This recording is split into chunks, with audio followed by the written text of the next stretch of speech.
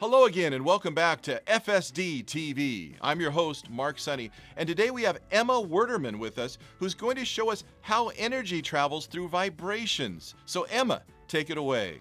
Good morning, everyone. My name is Miss Werderman, and I am here with our friend Gage, and he's going to help me teach you guys a science lesson today. So first I wanted to go ahead and try something with you. So take one of your hands and put your hand on your throat, and then I want you to hum. Did you feel that? That vibration that you feel is actually your vocal cords using energy to create sound. So the cool thing about sound is that it actually doesn't just stay in your vocal cords or wherever the sound is being created. The sound can travel from place to place. And so that's what we're going to learn about today, is the transfer of energy through sound. So let's go ahead and get into our experiment. So we're going to take some household materials and we're going to make cup phones. So to do this, you're going to need some cups. 2 is all you need, but I have just enough in case, I need to use another one. And then I have some string. This is just regular kitchen twine. You can get this at the grocery store pretty easily. I have some toothpicks, and then I have a pair of scissors. So just remember that whenever you're using sharp objects like, even toothpicks, but especially scissors, you want to be extra careful so you don't poke anyone around you and you don't poke yourself and you don't poke Gage, right? So, all right, let's go ahead and get started. I'm going to take 2 cups. Here they are. And I'm going to poke a hole in the bottom of both of them using my toothpick. Okay? So it might take a little bit of pressure, but it'll eventually go through, especially if there are these paper cups like this. So here's the first one. And right in the middle of the second one. Oops. That's why you have to have extra toothpicks, because some of them might break. All right, so I have a hole in the bottom of both of my cups, like so. And then I'm going to take my string, and I'm going to stretch it out about the length of between my, let's do a little bit shorter than the length of my 2 arms. You can make it as long as you want, but just for the purpose of this demonstration, I'm going to make it a little bit shorter so you can see. Okay, so I'm going to go ahead and cut carefully using my scissors. And then what I'm going to do is I'm going to thread this string through the hole in the bottom of the cups.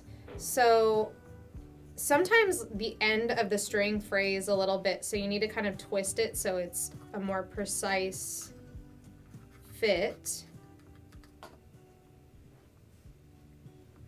And we're going to thread that through. Sometimes you might need to make the hole in the bottom just a little bit bigger, but it should be able to work. Okay, there is the string. And then each time that you thread the string through the hole, you want to tie a little knot in the string so that it doesn't fall out of the hole when you stretch the string. So go ahead and just tie a little loop like this, and then you can tie it. I'm going to go ahead and tie a couple of knots just so the knot is big enough so that it doesn't fall through the hole, because I had to make the hole a little bit bigger. And then you're just going to pull it through so that it stays at the bottom of the cup. And then I'm going to do the same thing with the other cup. So just kind of twist the end, because sometimes the fraying at the end makes it a little bit harder to thread it through. This one was a little bit easier. So I'm going to go ahead and tie my knot. Whoops. Okay, I'll tie a double knot just in case. All right, so there's my knot, and I'm going to then pull the rest through. Okay, so now I have my little device. And I'm going to practice this with my friend Gage here. So Gage is going to have one end and I'm going to have the other end. And so what I can do is I can talk into this cup and Gage can hold this to his ear, and he can actually hear what I'm saying even though I'm farther away from him and I'm talking quieter. So if I talk into the cup even quietly, he can hear what I'm saying. But the most important thing is you want this string to be tight. So because my arm doesn't extend that long, we're just gonna pretend. But you can actually switch roles too. So Gage can actually tell me a secret message using the cup phone, and the sound is going to travel along the string all the way into my cup so that I can hear what Gage is saying. So this is a really cool and simple way to use household materials to create something that demonstrates a really cool phenomenon in science.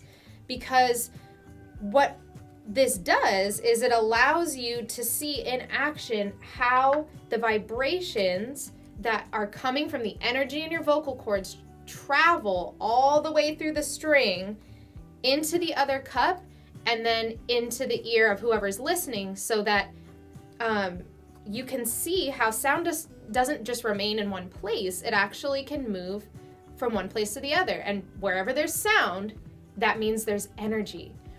And so it's a really cool way to just do something scientific at home, especially while you guys are home from school. And this is really fun. You can do this with your siblings, your parents, your grandparents.